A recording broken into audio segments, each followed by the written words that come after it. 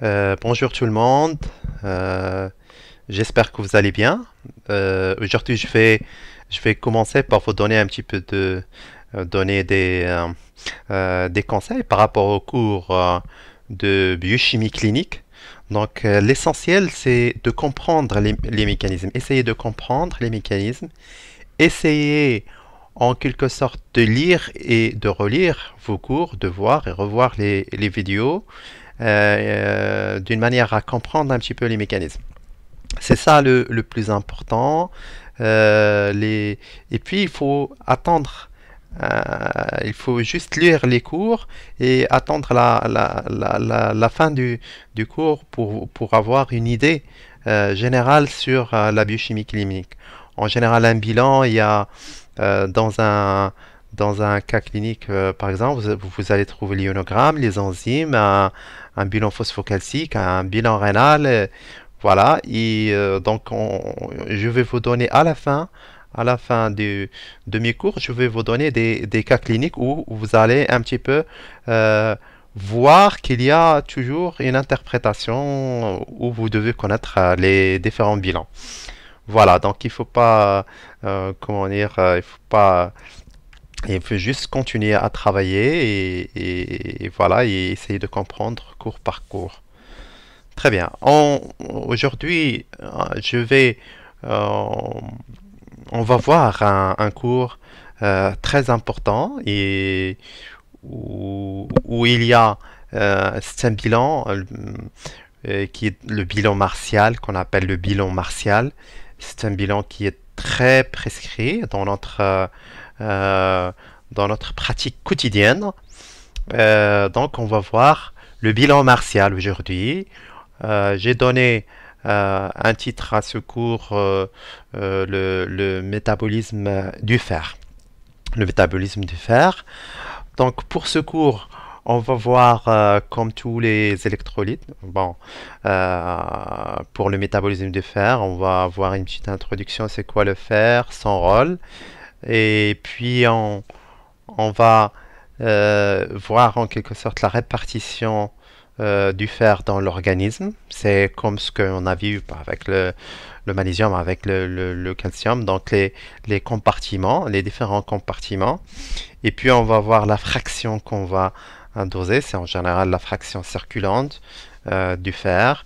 Et on va voir la régulation du fer, comment le fer il est régulé dans notre organisme. Et après, on va voir le diagnostic biologique.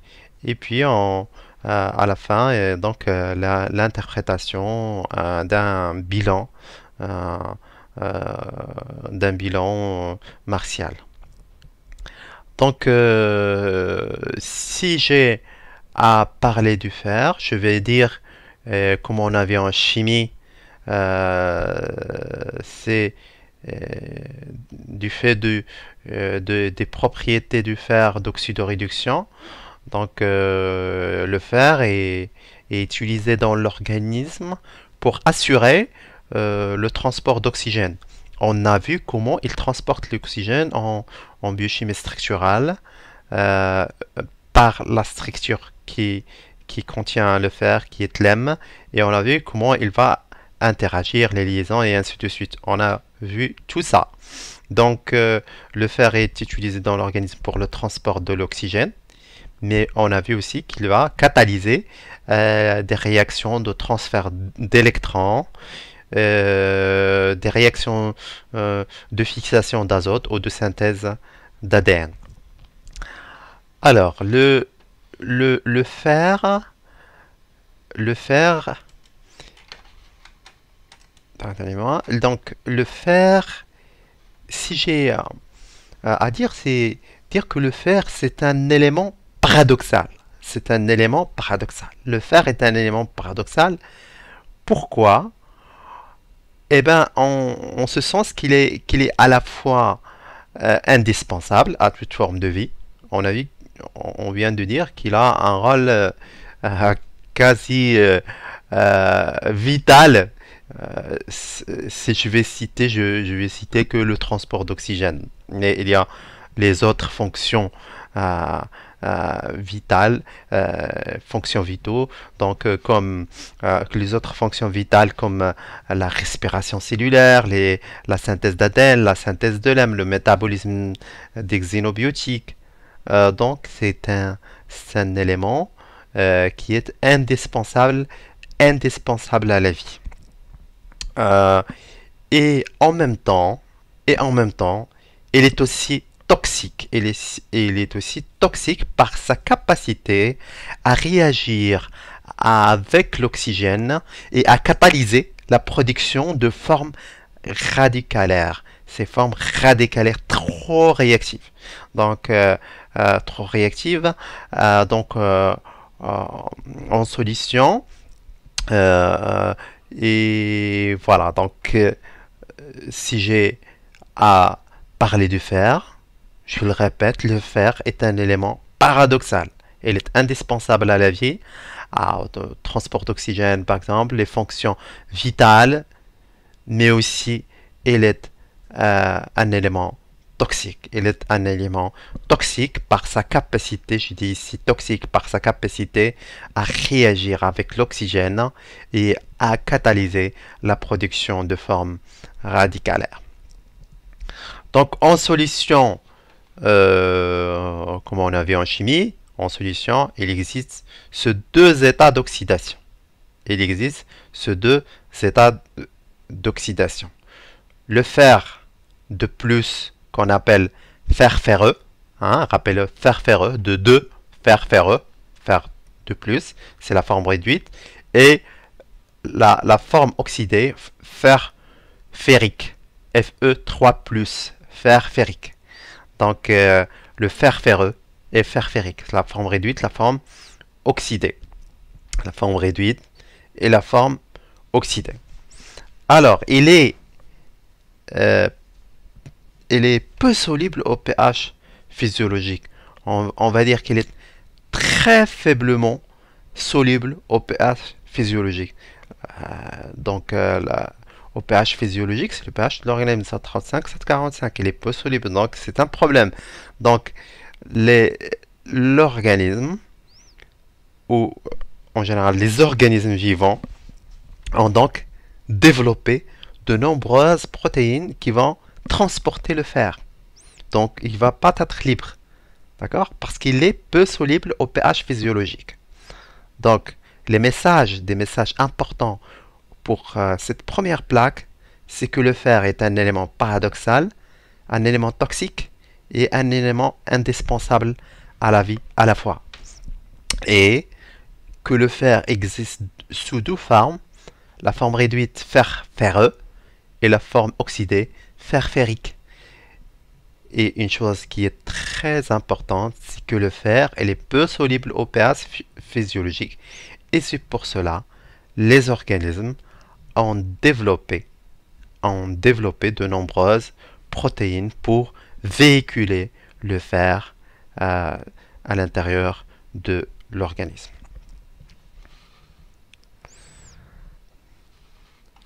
Alors, quelles sont les formes et répartitions du fer? Donc, dans notre organisme, il existe deux types de fer.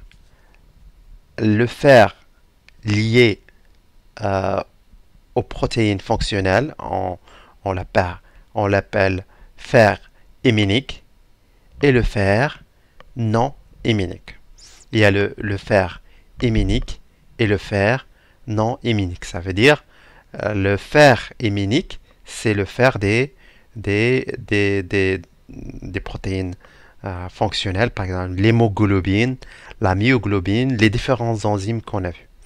On a vu que la myoglobine, c'est une protéine tétramérique et à l'intérieur, on a vu la structure de l'hémoglobine en biochimie structurale et à l'intérieur, il y a 4 M. Pour chaque sous-unité, il y a 4 M et chaque M, il y a un fer. Donc ce fer, il est dans l'M. On l'appelle fer fonctionnel. Donc dans la répartition, on dit il y a le fer héminique et le fer non héminique. Déjà, il faut avoir dans la tête ces deux choses. Il y a dans l'organisme, le fer et les se forment héminique ou non héminique. Donc, le fer héminique, c'est le fer qui se trouve au niveau de l'hémoglobine, de la myoglobine et des enzymes. Le fer non héminique, c'est le fer circulant. On a dit que le fer circulant, on a dit que le fer au pH physiologique, il est insoluble ou il est faiblement soluble ou il est peu soluble. Donc, on a une protéine qui va transporter le fer. Cette protéine qu'on appelle trans de transporter. Transférine. La transférine. La transférine, c'est la protéine qui va transporter le fer à l'intérieur de notre organisme. Et il y a une partie qui est c'est la partie circulante. Et puis, il y a la forme de réserve. La forme de réserve se forme de ferritine ou d'hémosidérine. Donc, on a déjà, dès le début, on a deux types de fer. Il y a le fer héminique et le fer non héminique. Le fer héminique, c'est le fer fonctionnel qui est fixé qui forme de l'hème dans l'hémoglobine, myoglobine, les enzymes.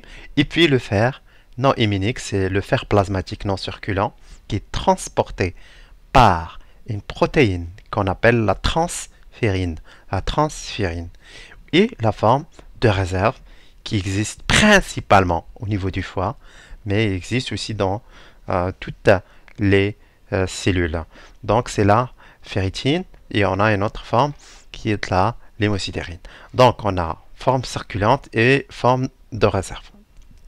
Donc c'est ça le fer non héminique. Donc déjà du point de vue dichotomique, il faut connaître ça. Très bien, d'une manière dichotomique. Donc il y a le fer héminique et le fer non héminique. Très bien, on passe maintenant à la répartition.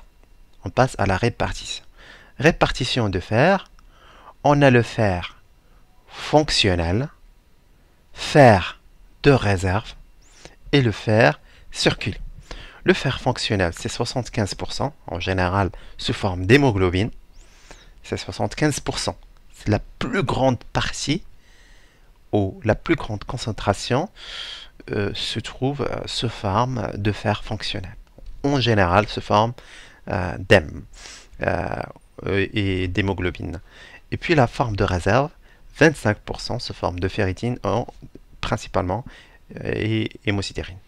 Et puis le fer circulant, regardez que le fer circulant ne représente que 0,1% du fer total de l'organisme. Donc, c'est en général un faible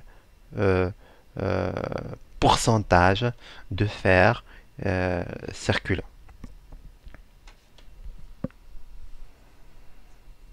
Alors,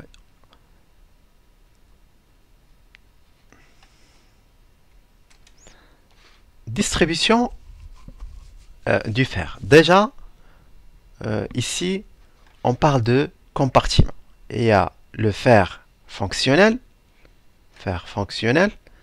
se forme de myoglobine, d'enzymes et principalement d'hémoglobine à l'intérieur de globules rouges. Il y a le fer de réserve se forme de ferritine. Et il y a le fer circulant avec la transférine. Donc, déjà là, on dit que la teneur en fer de l'organisme est de 4 à 5 grammes. Donc, la majeure partie associée, comme j'ai dit, à l'hémoglobine des globules rouges, 2,5 grammes. Donc, la majeure partie, c'est les globules rouges, 2,5 grammes. Donc, l'érythropoïèse, en général, vous savez ce que ça veut dire érythropoïèse. Érythropoïèse, c'est la synthèse des globules rouges journalière, doit produire environ 220 milliards de globules rouges par jour. Donc, 220 milliards de globules rouges par jour. Il faut en général entre 25 à 30 mg de fer. 25 à 30 mg de fer, il va l'appuiser entre réserve et le fer circulant. Et puis, le recyclage du fer. Donc, ces trois compartiments dont on a parlé, réserve, fonctionnel et circulant, ces trois compartiments ne sont pas isolés, donc il y a des échanges entre eux. Voilà. Donc, surtout que le fer lié à la transférine assure un va-et-vient permanent entre les compartiments de réserve et le compartiment fonctionnel. Voilà, en général, on a la teneur en fer de l'organisme 4 à 5 grammes. Au niveau des globules rouges, en général 2,5 grammes, c'est la plus grande partie. Et puis il y a les différents compartiments, compartiments de réserve, compartiment, compartiment de réserve représenté par la ferritine, fer fonctionnel représenté par l'hémoglobine en général, plus les myoglobines et les enzymes qui représentent que 500 mg. Regardez que l'hémoglobine, c'est 2,5 grammes de fer que contient l'hémoglobine des globules.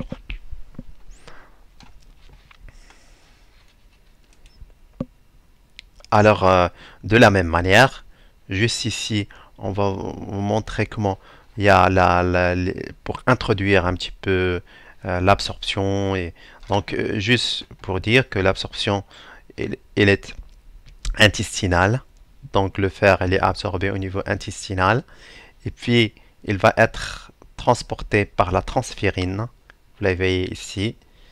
La transférine va transporter vers la moelle osseuse pour la synthèse, pour la rétropoïèse, pour la synthèse des globules rouges. Les globules rouges ont une durée de vie en général, on a dit que la rétropoïèse, c'est en général 220 milliards de globules rouges par jour. Donc la demande, la demande en fer, elle est grande. Donc vous voyez, synthèse des globules rouges. Les globules rouges, en général, ils ont une demi-vie ils vivent aux environs de 120 jours. Et après, les globules rouges sénescentes vont être attaqués par les macrophages. Et après, les macrophages vont nous recycler le fer. Et c'est une grande partie qui va amener, vous voyez ici la transférine, va amener le fer vers la moelle osseuse pour la rétropoïèse. Donc, pour les rétropoïèses, on puise du fer des macrophages et on puise du fer absorbé au niveau de l'intestin. Et puis, au niveau du foie, on va voir, il y a libération d'une protéine qui est importante qu'on appelle l'hepsidine. On va en parler. Alors, on a parlé euh, du besoin. En général, les besoins en fer sont minimes. Qu'est-ce qu'on peut dire? C'est que l'organisme, il perd pas de le fer. Comme on vient de le voir, il y a l'absorption du fer, et puis il y a le recyclage du fer. Donc, une grande partie du fer est utilisée en érythropoïèse et il est recyclé. Il est recyclé à partir des globules rouges sénescentes. Donc, si j'ai à dire un mot, je peux le dire, l'organisme, il est avare en fer. Il est avare en fer et il ne va pas libérer le fer. Donc, c'est pour cela, vu ce recyclage qui est important, les besoins en fer sont minimes. Alors, bien sûr, les besoins en fer pour l'homme, parce qu'il ne perd pas beaucoup de fer, et les besoins chez la femme sont plus importants, 2,4, c'est presque le double de l'homme, vu que les femmes, ils ont leur menstruation. Bon, en général, pour l'homme et la femme, les pertes résultent principalement de la desquamation des cellules épithéliales. C'est en général principalement de la desquamation des cellules épithéliales. Donc les pertes sont plus importantes chez la femme en période d'activité sexuelle en raison des des menstruations, mais également chez la femme enceinte ou voilà, les besoins en fer, pas seulement la femme enceinte et allaitante. Voilà, et qui est voilà, un besoin qui est plus important pour la femme enceinte et allaitante en fer, et en raison, parce que la femme en activité sexuelle, il va perdre du fer pendant ses menstruations.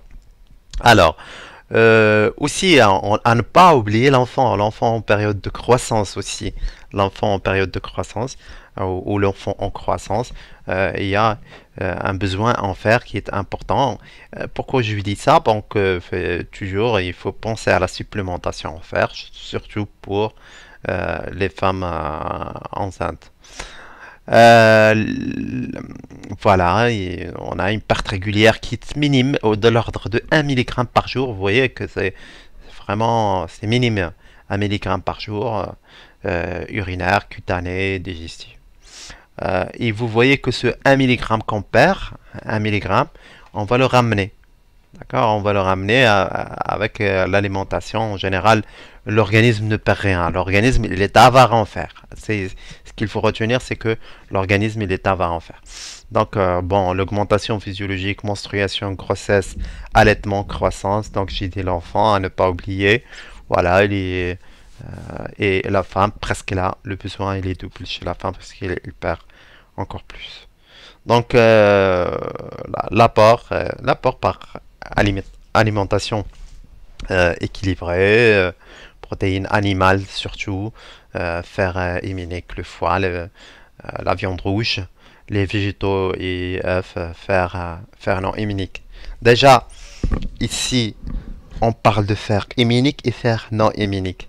Donc, pour l'alimentation, c'est le fer héminique, c'est le fer des viandes rouges d'origine animale. Et puis les végétaux, on a surtout du fer non héminique. Voilà. Et quels sont les facteurs influençant l'absorption?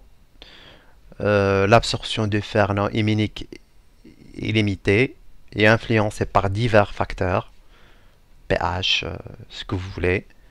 Donc, voilà, donc le rendement d'absorption du fer héminique en général il est supérieur. Donc l'aime il est libéré dans le stomac et il peut, on va voir que l'absorption de l'aime peut se faire, euh, on peut avoir carrément l'absorption de l'aime. Donc c'est le fer héminique qui est plus intéressant. Donc l'absorption il est non limité de l'ordre de 30%. Euh, et pour le fer non immunique, l'absorption il est limitée vu les conditions de pH, mais en général l'acidité il favorise. Les facteurs activateurs, donc c'est l'acidité gastrique, l'acide citrique, l'acide ascorbique, c'est en général tout ce qui est acide. Et les facteurs inhibiteurs, voilà, c'est les complexants, surtout je dis pour les fer non immuniques, c'est les complexants, voilà, les phétates, les tanins, les fibres. Tanins, c'est ce qui se trouve au niveau du thé, un composé qui se trouve au niveau du thé, et les oxalates. Vous voyez, les chélateurs en général de métaux, dont on a parlé.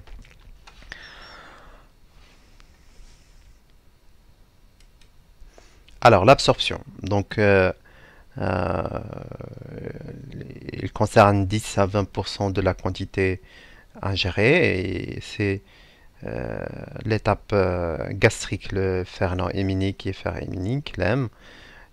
L'absorption intestinale, il est au niveau du duodénum, donc il est naturellement soluble au pH duodénal. Euh, Principal site d'absorption de fer, c'est le duodénum.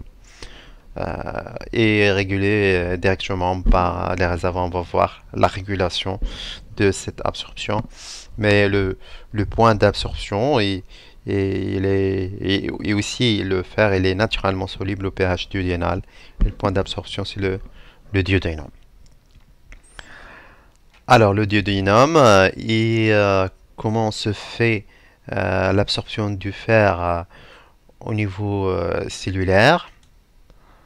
Alors, l'absorption a lieu au niveau des entérocytes matures, hein, au niveau des entérocytes matures de la muqueuse intestinale. Pour le fer non héminique, on va voir.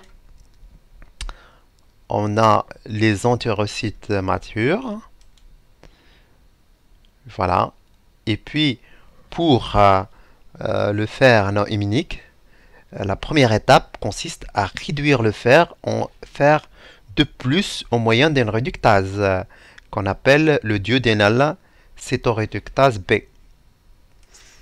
Voilà, on a le fer ferrique va être réduit en fer ferreux. D'accord? Donc pour le fer non héminique, hein, on va le réduire, hein, réduire en fer ferreux au moyen d'une réductase, c'est ça. DCYTB qu'on appelle duodénal site B réductase. Duodénal site B réductase. D'accord? C'est une réductase qui va transformer le fer ferrique en fer ferreux. Donc pourquoi? Donc parce qu'on a un transporteur des ions divalents, le DMT1, d'accord, pour qu'il puisse traverser par ce transporteur là en rouge qu'on appelle DMT1.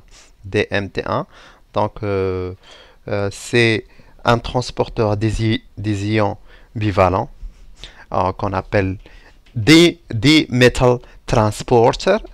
C'est le transporteur des ions divalents, DMT, D-metal transporter, et qui est associé à une DAP, protéine associée à la DMT1, qui est associée à une autre protéine qu'on appelle DAP, protéine associée à la DMT1. Donc voilà, capte ensuite le fer au pôle apical. Il va capter le fer au pôle apical de l'entérocyte, et le fer passe, hein, par le transporteur et rejoint le pool cytoplasmique, hein, labile. Donc ici, il peut suivre deux voies. Soit il est stocké sur place sous forme de ferritine, donc être stocké sur place dans la ferritine. Donc ici le fer il est dans le pôle labile. Soit il va être stocké sous forme de ferritine. Et après c'est cette étape, après tout le fer qui est ici, qui est stocké sous forme de ferritine, il peut être éliminé par desquamation cellulaire, par desquamation des cellules intestinales. Voilà un moyen d'éliminer le fer. Ou il va être adressé, adressé au pôle basolatéral, hein, de l'entérocyte.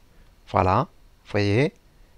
Donc il a deux voies, soit il va être stocké, soit il va être adressé au pôle basolatéral de l'entérocyte pour être exporté dans le plasma. À ce niveau, donc à ce niveau, il y a deux protéines. Il y a la ferroportine, c'est comme la porte. Ferroportine, la porte du fer. La ferroportine, vous avez la ferroportine qui va, qu'est-ce qu'il va faire? C'est que il va laisser sortir le fer. Oh, qui a su. Voilà. Et on a une deuxième protéine qui est l'éphaïcine. L'éphaïcine qui assure la conversion du fer ferrique, voilà, du fer ferreux en fer ferrique. Il va assurer la conversion du fer ferreux en fer ferrique. Parce que la protéine de transfert du fer, de transport du fer, qui est la transférine, il ne transporte que le fer ferrique. Donc voilà, et ce fer ferrique va être transporté, comme on l'a vu, vers les différents organes. Donc, il va vers la moelle osseuse pour l'érythropoïèse voilà, où il va être stocké. Donc voilà, on a l'apotransférine ici. L'apotransférine, ça veut dire qu'il ne porte pas de fer. Il va porter de fer qu'on appelle holo, ça veut dire complète, holotransférine. La transférine, c'est une protéine qui peut transporter de fer, se forme ferrique, se forme ferrique. Alors, voilà. Maintenant, dans la suite, on a l'hème.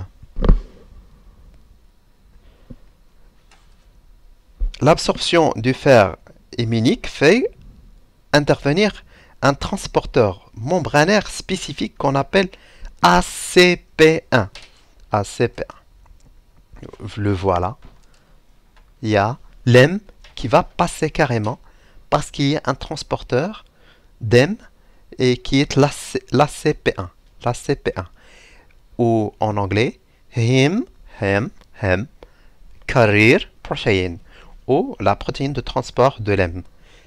Hem, carrier protein 1, ACP1, qui va transporter l'hème à l'intérieur de la cellule. Hem carrier protein, donc le fer ferreux, est ensuite libéré à l'aide de l'hème oxygénase peut être stocké dans la ferritine. Donc le fer peut être libéré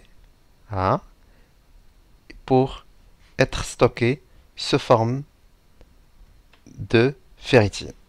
Donc il va être stocké sous forme de ferritine ou il va être libéré dans la circulation sous forme de fer qui va vers les tissus.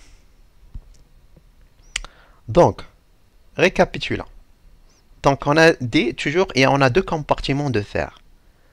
Et au niveau de l'absorption, c'est de la même manière. On est au niveau du duodénum, on a une entérocyte mature, et on a deux types de fer. Il y a le fer non héminique et il y a le fer héminique.